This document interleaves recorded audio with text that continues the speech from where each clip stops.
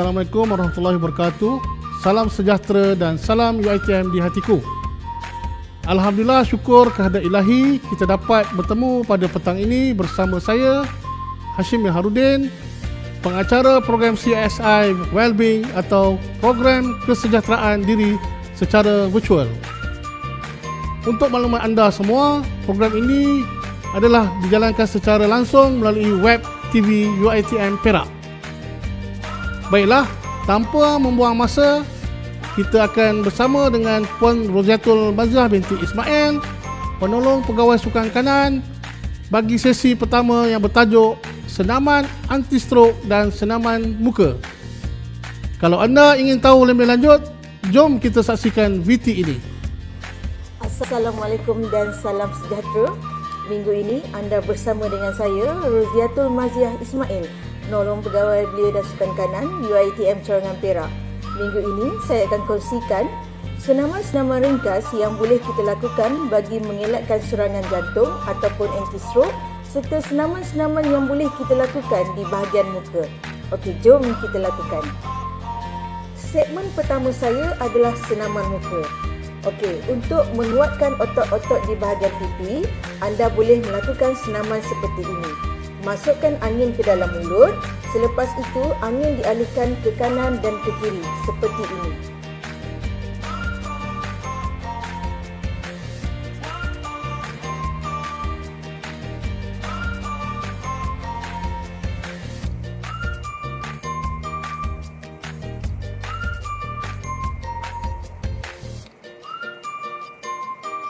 Senaman-senaman ini anda boleh lakukan dalam tempoh 30 saat.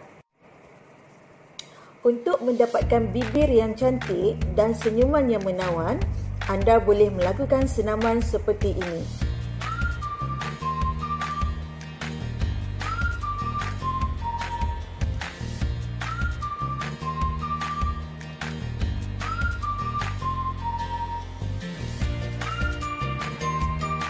Senaman ni mudah je, macam selepas kita memakai lipstick setiap hari.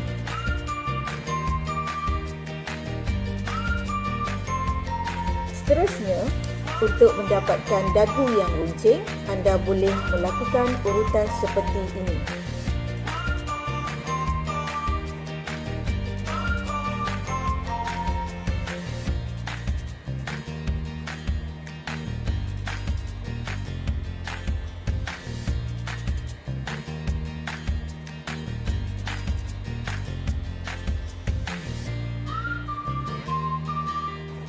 Untuk mengurangkan stres pada kulit di bahagian muka, anda boleh meletakkan jari kanan di atas dahi dan melakukan gerakan mata dan kening ke atas dan ke bawah seperti ini.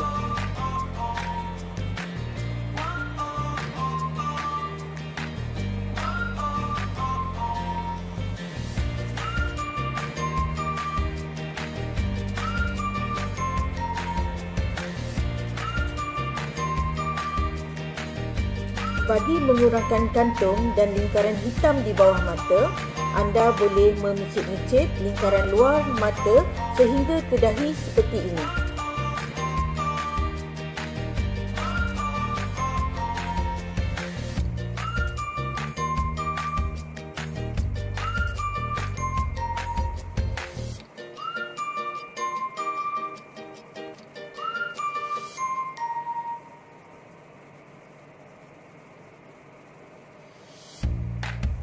Bagi menaikkan tulang pipi anda boleh melakukan senaman ataupun gerakan seperti ini.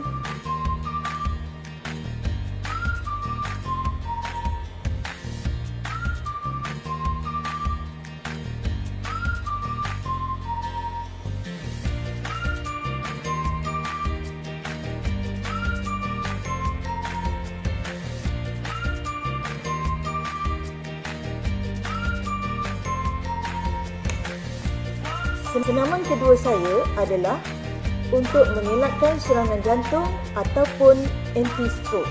Jom kita lakukan.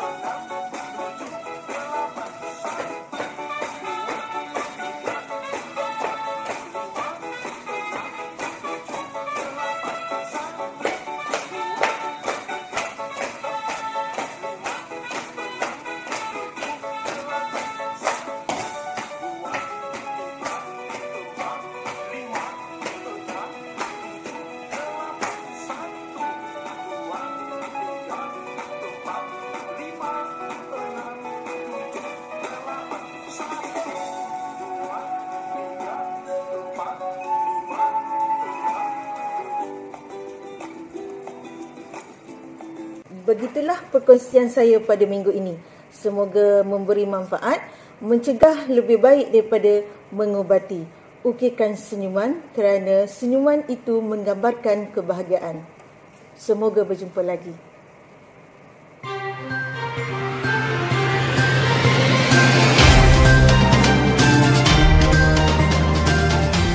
Okey, semoga apa yang diterangkan oleh Puan Rozi itu dapat dijadikan panduan untuk mengelakkan daripada serangan strok di kalangan kita. Untuk segmen seterusnya, kita akan bersama Puan Julia binti Johari, Pegawai Psikologi Kanan dengan VT bertajuk Kemahiran Daya Tindak dalam Mengurus Tekanan. Ayuh kita saksikan. Baik, hari ini bersama saya Julia Johari dalam membicarakan slot ataupun tajuk pada hari ini, iaitu kemahiran daya tindak dalam mengurus tekanan. Baik tuan-tuan dan puan-puan, hari ini saya nak tanya tuan-tuan dan puan-puan, siapa yang tiada tekanan dalam hidup? Mustahil kan? Semua manusia, semua individu yang normal ada tekanan dalam hidup. Okey, apa itu yang dimaksudkan dengan tekanan? Iaitu satu keadaan, satu situasi yang boleh mengganggu emosi diri tuan-tuan dan puan-puan, yang mana akan memberikan kesan kepada fizikal, kepada emosi, kepada psikologi tuan-tuan dan puan-puan. Okey, tuan-tuan dan puan-puan maklum yang untuk tekanan ada 3 tahap, iaitu tahap sedikit, tahap sederhana dan tahap banyak. Tekanan ini diperlukan bila mana untuk kita menyiapkan sesuatu tugasan ataupun yang diamanahkan, tugasan yang diamanahkan sehari-harian. Okey, bila mana seseorang individu mendapat tekanan yang sedikit, kerja yang dilakukan kurang bermotivasi, ataupun sambil lewa. Bila mana seseorang individu mendapat tekanan yang sederhana, akan menghasilkan motivasi yang tinggi, yang kuat, azam yang tinggi untuk menghasilkan kerja yang berkualiti. Manakala tekanan di tahap yang besar akan membuatkan seseorang individu itu mengalami beberapa simptom fizikal. Contohnya insomnia, iaitu tidak cukup tidur, hilang fokus di tempat kerja, selalu lupa dan sebagainya. Baik, tekanan yang berskala besar ini juga akan memberikan beberapa penyakit fizikal seperti boleh mendapat penyakit jantung, tekanan darah tinggi, boleh memberi kemudaratan kepada mental di mana akan meningkat dan menjadi kemurungan, anxiety dan sebagainya. Jadi tuan-tuan dan puan-puan lihat efek ataupun kesan terhadap tekanan ni adalah sangat bahaya sekiranya tidak dikawal. Jadi macam mana untuk kita mengawal tekanan berskala besar? Okey, kalau kita lihat tekanan di peringkat sederhana adalah bagus untuk kita menguruskan kerja sehari-harian. Manakala tekanan di peringkat besar ini yang perlu kita menggunakan kemahiran daya tindak yang saya sebutkan tadi sebagai salah satu kemahiran yang kita gunakan untuk mengurangkan kadar tekanan. Baik, apa itu kemahiran daya tindak ataupun selalu kita sebut sebagai coping skills? Kemahiran daya tindak ni adalah cara diri kita bertindak balas terhadap emosi atau situasi supaya emosi kembali reda dan tenang. Jadi kemahiran daya tindak atau kita sebut sebagai KDT adalah berbeza antara seorang individu dan seorang individu yang lain. Tidak sama sekali. Jadi tuan-tuan dan puan-puan tidak boleh membandingkan cara seseorang individu mengatasi tekanan dengan diri kita sendiri, dengan diri tuan-tuan dan puan-puan, sebab ianya adalah tidak sama. Okey, daya tindak, kemahiran daya tindak adalah kemahiran, ada yang kemahiran sihat dan kemahiran tidak sihat. Macam mana kemahiran tidak sihat? Okey, kita mengatasi tekanan dengan membuat perkara-perkara yang boleh merisikokan diri kita sendiri atau memberi kesan yang tidak baik kepada diri kita dalam jangka masa yang panjang. Misalnya, itu adalah kemahiran daya tindak yang tidak sihat. Contoh, kita berada dalam keadaan tertekan dan kita nak mengurangkan tekanan, kita terlibat dengan penyalahgunaan bahan. Okey, itu adalah kemahiran daya tindak yang tidak sihat. Jadi tidak memberi manfaat melainkan mudarat kepada diri kita sendiri dan perlu dijauhkan. Jadi hari ini kita akan bincang mengenai kemahiran daya tindak yang memberi manfaat, yang memberi kesan yang baik kepada diri kita sendiri. Baik. Ini antara contoh kemahiran daya tindak yang pertama yang tuan-tuan dan puan-puan boleh aplikasikan kepada diri tuan-tuan dan puan-puan mengikut kesesuaian. Seperti mana yang saya maklumkan tadi, setiap individu tidak sama dengan individu lain dalam mengaplikasikan kemahiran daya tindak ini. Baiklah, saya senaraikan beberapa aktiviti kemahiran daya tindak yang tuan-tuan dan puan-puan boleh lakukan untuk mengurangkan kadar tekanan. Baik, pertama sekali adalah teknik pernafasan untuk relaksasi.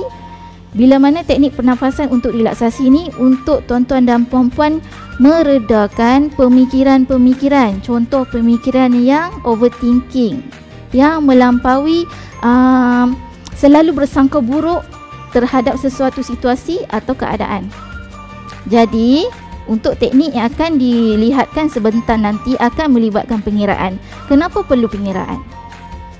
Sebab pengiraan diperlukan untuk mengalihkan perhatian daripada situasi yang tegang kepada keadaan yang lebih rileks dan selesa.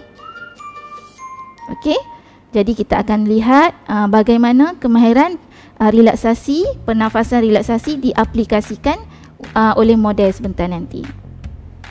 Baik, model akan bersiap sedia untuk menunjukkan teknik pernafasan dalaman atau kita sebut juga sebagai deep breathing relaxation technique. Pertama sekali, perlu rehatkan atau relakskan keadaan badan sebelum melakukan teknik ini. Kedua, letakkan kedua-dua tangan di atas perut. Sebab kita akan rasa perut, bila tarik nafas perut akan naik dan bila hembus nafas perut akan turun. Jadi kita akan rasa keadaan perut bila mana tangan diletakkan di atas perut. Okey. Model akan menunjukkan cara-cara dengan menarik nafas dalam kiraan 7, menahan nafas dalam kiraan 7 dan menghembuskan nafas melalui mulut dalam kiraan 7. Okey, kita mula ya, dan saya harap tuan-tuan dan puan-puan di tempat masing-masing boleh melakukan perkara yang sama supaya kita dapat membuat latihan ini bersama-sama. Baik. Okey. Sedia? Okey, tarik nafas dalam kiraan 7. 1, 2, 3, 4, 5, 6, 7. Tahan nafas dalam kiraan 7. 1, 2, 3, 4, 5, 6, 7. Hembus nafas melalui mulut dalam kiraan 7. 1, 2, 3, 4, 5, 6, 7. Okey, jelas ya? Teknik ini boleh dilakukan 10 hingga 15 kali sehingga tuan-tuan dan puan-puan merasa rileks. Keadaan diri dalam keadaan yang rileks, tak fikir apa-apalah. Okey, dan keadaan emosi kembali reda. Baik, ini dalam posisi kehadapan dan saya akan tunjukkan, Cik Fuad akan tunjukkan posisi di tepi. Okey. Jadi tuan-tuan dan puan-puan boleh lihat keadaan perut yang bila mana menarik nafas dalam keadaan naik dan menghembus nafas dalam keadaan turun. Kita cuba lagi sekali ya tuan-tuan dan puan-puan. Okey. Tarik nafas melalui hidung dalam kiraan 7. 1, 2, 3, 4, 5, 6, 7. Tahan dalam kiraan 7. 1, 2, 3, 4, 5, 6, 7. Dan hembus nafas dalam kiraan 7. 1, 2, 3, 4, 5, 6, 7. Baik. Tuan-tuan dan puan-puan boleh cuba beberapa kali sehingga tuan-tuan dan puan-puan rasa selesa. Baik tuan-tuan dan puan-puan, teknik yang kedua untuk relaksasi juga, kita menggunakan relaksasi 5 deria. Apa itu 5 deria? Tuan-tuan dan puan-puan pun maklum, 5 deria ialah penglihatan dari mata, bauan daripada hidung, rasa daripada mulut, pendengaran daripada telinga dan juga sentuhan daripada kulit. Okey, jadi tuan-tuan dan puan-puan boleh aplikasikan relaksasi 5 deria untuk mendapatkan ketenangan dari segi emosi semasa keadaan tuan-tuan dan puan-puan rasa sangat stres. Ini salah satu teknik yang boleh digunakan pakai. Okey, misalnya, okey, tuan-tuan puan-puan masa satu-satu masa itu ada situasi yang sangat genting, yang sangat stres. Okey, salah satu cara untuk menggunakan deria-deria ini adalah dengan menghidu aromaterapi, bauan aromaterapi menggunakan deria hidung. Ya, iaitu bau-bauan. Okey.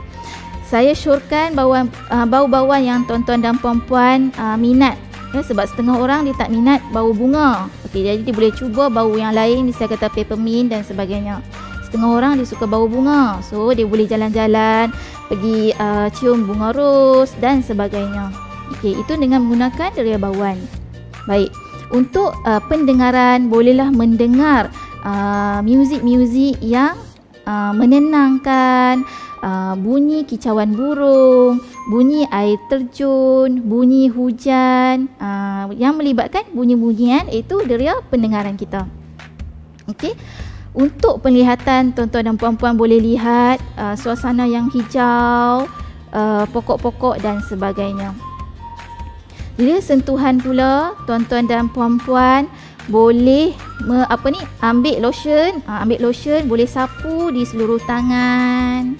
Ya, pergi spa, pergi facial untuk perempuan untuk merasa tenang, merasa relax diri tu. Baik, untuk deria rasa, tuan-tuan dan perempuan boleh merasa makanan kegemaran ataupun gula-gula, makan dan rasa kenikmatan gula-gula tu. Pejamkan mata dan rasa kenikmatan gula-gula tu. Okey, itu relaksasi dengan menggunakan 5 deria. Baik, seterusnya tuan-tuan dan puan-puan juga boleh cuba teknik relaksasi dengan mandi buih. Mandi buih. Oh, rumah saya tak ada jacuzzi, tak ada bathtub, tak apa. Kolam renang anak-anak ada. Okay? Kolam renang anak-anak ada, boleh mandi buih dalam kolam renang tu, ikut keselesaan tuan-tuan dan puan-puan. Ya? Sebab saya tahu kebanyakan kita sangat sibuk dengan jadual tugasan harian hingga kadang-kadang mengabaikan hobi yang selama ni kita selalu buat untuk dapatkan relaksasi diri kita sendiri. Jadi dengan aktiviti-aktiviti yang sebegini dapat memberikan ketenangan, dapat mengurangkan tekanan sekurang-kurangnya kepada diri kita dalam menghadapi tugasan sehari-harian. Baik tuan-tuan dan puan-puan, seterusnya boleh kepada tuan-tuan dan puan-puan yang suka pergi berjalan-jalan, boleh bawa anak-anak pergi berjalan-jalan dan sebagainya. Okey, cuma dengan situasi semasa sekarang boleh buat aktiviti-aktiviti lain seperti terapi tanaman. Siapa yang suka bertanam, bercucuk tanam, berkebun, boleh buat terapi tanaman. Sebab dalam beberapa jurnal yang berkaitan dengan kesihatan mental, ada dinyatakan melalui terapi tekanan dapat mengurangkan simptom seseorang, sama ada depression, anxiety dan sebagainya. Baik, bagi yang berminat dengan fotografi, boleh cuba melihat mengambil gambar di kawasan-kawasan yang mempunyai panorama yang cantik dan sebagainya. Seperti mana yang saya sebutkan, tertakluk kepada keselesaan diri dan tidak boleh membandingkan kemahiran daya tindak kita dengan individu yang lain. Itu adalah atas diri kita sendiri. Okey. Sebab itu tuan-tuan dan puan-puan digalakkan untuk membuat senarai ataupun to-do list apa aktiviti berkaitan yang dapat tuan-tuan dan puan-puan gunakan sebagai salah satu kemahiran daya tindak semasa tuan-tuan dan puan-puan menghadapi tekanan. Ini juga adalah sebagai salah satu cara dalam menguruskan tekanan, terutamanya di tempat kerja.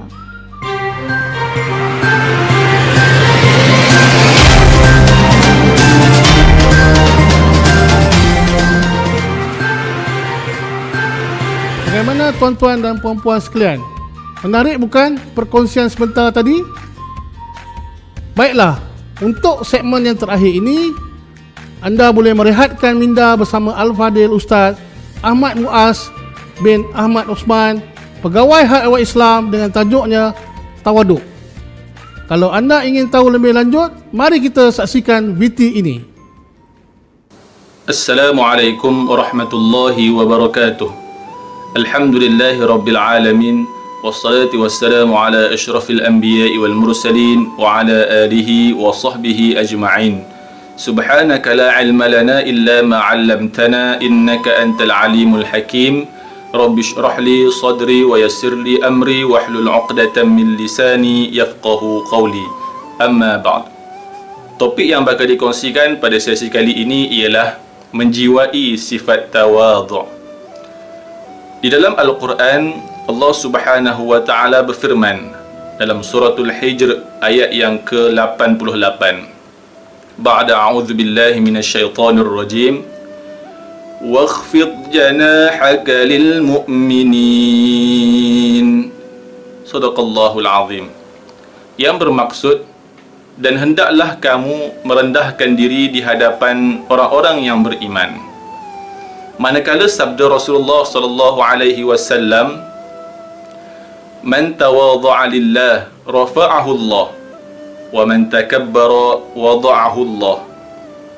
Mafhumnya, barang siapa yang tawadhu' kerana Allah Subhanahu wa taala, yakni merendah diri kerana Allah Subhanahu wa taala, nescaya Allah Subhanahu wa taala akan meninggikan darjatnya. Wa man takabbara, dan barang siapa yang takbur sombong, nescaya Allah Subhanahu wa taala akan merendahkan darjatnya. Hadis riwayat Imam Al-Bukhari. Daripada dua dalil ini dapat difahami bahawasanya agama Islam amat menggalakkan umatnya untuk bersifat tawadhu'.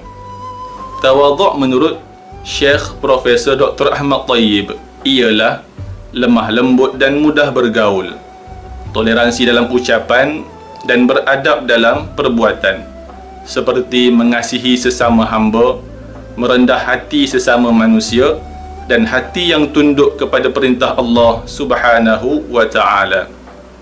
Al-Imam Hasan Al-Basri pernah ditanya, apakah itu sifat tawadhu'? Lalu beliau menjawab, tawadhu' itu ialah apabila kita melihat seorang Muslim yang lain, maka katakanlah bahawasanya Muslim itu sudah tentu lebih baik daripada kita. Dan apabila kita melihat Muslim yang lebih tua daripada kita, maka katakanlah pastinya manusia itu lebih banyak pahalanya daripada kita kerana dia lebih awal mengenali Islam daripada kita. Dan apabila kita melihat Muslim yang lebih muda daripada kita, maka katakanlah beruntunglah dia kerana dia lebih muda daripada kita, sudah tentu dosanya lebih sedikit berbanding dosa-dosa yang telah kita lakukan. Di dalam kitab Syama'il Muhammadiyah ada beberapa kisah yang menunjukkan bahawasanya Rasulullah sallallahu alaihi wasallam bersifat dengan sifat tawadhu'. Kisah yang pertama ialah Nabi sallallahu alaihi wasallam melarang para sahabat untuk memuji baginda secara berlebih-lebihan. Umar ibn Al-Khattab radhiyallahu anhu menceritakan bahawa Rasulullah sallallahu alaihi wasallam bersabda kepada para sahabat, janganlah kalian memuji daku berlebih-lebihan seperti orang Nasrani memuji Isa ibn Maryam, yakni Nabi Isa alaihi salam, sehingga mengangkat darjat Tuhan ke atas Nabi Isa alaihi salam. Malahan Nabi SAW bersabda lagi kepada para sahabat, innama ana abdun faqulu abdullah wa rasuluh. Sesungguhnya aku ini seorang hamba, maka hendaklah kalian berkata, aku ini Abdullah, hamba Allah, wa rasuluh, dan utusannya, yakni utusan Allah Subhanahu wa ta'ala. Kisah yang kedua, Nabi SAW amat bersifat tawadhu' dalam pergaulan. Ini dibuktikan dengan suatu kisah yang diceritakan oleh Anas bin Malik radhiyallahu anhu. Pada saat ketika di Madinah, ada seorang wanita yang berhajat untuk bertemu dengan Rasulullah sallallahu alaihi wasallam. Dan pada saat itu Rasulullah sallallahu alaihi wasallam merupakan seorang pemimpin di Madinah. Respon Rasulullah sallallahu alaihi wasallam terhadap permintaan wanita tersebut ialah Rasulullah sallallahu alaihi wasallam memohon wanita tersebut hanya tunggu di mana laluan-laluan yang mudah bagi wanita tersebut yang berada di Madinah. Lalu Nabi SAW datang bertemu dengan wanita tersebut dan menyelesaikan segala hajat wanita tersebut. Kisah yang ketiga, Nabi SAW bukan sekadar tawaduk sesama manusia, malahan Di hadapan makanan pun Nabi SAW bersifat tawadhu'. Anas bin Malik radhiyallahu anhu menceritakan bahawasanya Rasulullah SAW pernah dijemput ke kenduri para sahabat, dan di kenduri tersebut hanya dihidangkan roti yang biasa sahaja, tetapi Rasulullah tetap hadir dan makan bersama dengan para sahabat dan khadamnya. Kisah yang keempat, tawadhu' Nabi SAW bukan hanya dalam lingkungan bersama dengan orang yang beriman sahaja. Nabi bermuamalah dengan orang yang bukan Islam. Sebagai contoh, ada suatu kisah di mana Nabi SAW menggadaikan baju besinya kepada seorang yang bukan Islam yang bernama Abu Ash-Shahmi untuk membeli 30 gantang gandum daripada Abu Ash-Shahmi. Ini membuktikan Rasulullah SAW bersifat tawadhu' dengan orang yang bukan Islam, bukan hanya memerangi orang yang bukan Islam. Kisah yang kelima, Nabi SAW menunaikan haji dengan menaiki seekor unta, yang mana unta itu hanya dilapik pelana yang lusuh, dan di atas pelana itu dilapik pula kain yang biasa yang tidak sampai harganya 4 dirham. Dan pada saat itu Rasulullah SAW berdoa, "Ya Allah, jadikanlah haji ini tiada riak padanya dan tiada sum'ah," yakni suatu amalan yang dilakukan semata-mata untuk menunjuk-nunjuk kepada manusia yang lain. Kisah yang keenam, Nabi SAW melarang para sahabat untuk bangun menyambutnya. Anas bin Malik radhiyallahu anhu meriwayatkan, tidak ada manusia yang lebih dikasihi oleh para sahabat melainkan Nabi SAW. Apabila para sahabat melihat Nabi SAW datang, mereka tidak bangun untuk menyambutnya kerana mereka mengetahui Nabi SAW tidak menyukai perbuatan tersebut. Namun larangan Nabi SAW ke atas para sahabat ini tidaklah secara mutlak, kerana ia berlaku di kalangan para sahabat. Nabi SAW pernah menyuruh golongan Aus untuk bangun menunjukkan hormat ke atas ketua golongan Ansar, yakni Sa'ad bin Mu'adh. Di atas kisah ini, maka ulama mazhab Syafi'i menggalakkan untuk kita bangun menghormati pemimpin di kalangan kita ataupun ahlul fadl di kalangan kita, orang yang mempunyai kelebihan di kalangan kita, digalakkan untuk kita bangun bagi menghormati mereka. Daripada kisah-kisah yang telah dikongsikan, jelas menunjukkan kepada kita bahawa Rasulullah SAW mempunyai sifat tawadhu' yang paling hebat. Sidang penonton yang dihormati sekalian, lakaran sejarah telah membuktikan Iblis adalah makhluk yang paling taat kepada perintah Allah Subhanahu wa taala. Namun atas sikap takabur, tidak mahu sujud ketika diperintahkan pada saat penciptaan Nabi Adam, maka Iblis menjadi makhluk yang paling murka, paling dimurkai oleh Allah Subhanahu wa taala.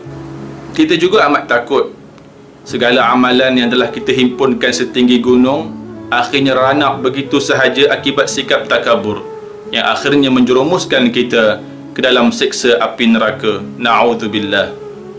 Penonton sekalian, ketaatan, kebaikan, kelembutan tidak akan bermakna jika ada sedikit perasaan sombong ataupun takabur. Rasulullah SAW telah memberikan contoh yang terbaik bagaimana untuk kita menjiwai sifat tawadhu' ini. Para sahabat mengalirkan air mata melihat baginda SAW memilih kehidupan tawadhu' berbanding kesenangan duniawi. Oleh kerana sifat tawadhu' inilah baginda SAW diangkat darjat oleh Allah Subhanahu wa taala dan dikurniai segala kebaikan.